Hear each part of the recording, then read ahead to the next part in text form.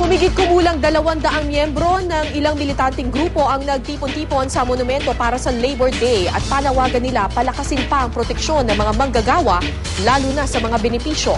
May news to go si Micaela Papa.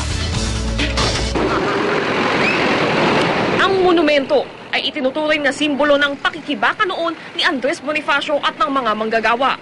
At ngayong araw ng paggawa, dito nagmarcha ang humigit kumulang 200 miyembro ng ilang militanteng grupo.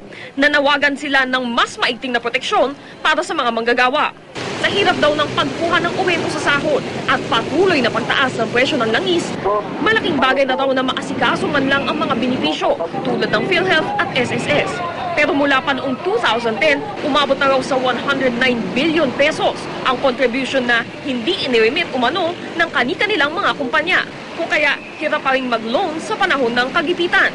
Yung mumuna lang simpleng benepisyo dapat makuha natin Kung hindi naman tinutupad ng mga kumpanya yung kanilang obligasyon para maibigay ang benepisyo ng ating mga kamanggagawa, wala rin mangyayari. Yung pong social protection ay dapat isubsidize na ng gobyerno.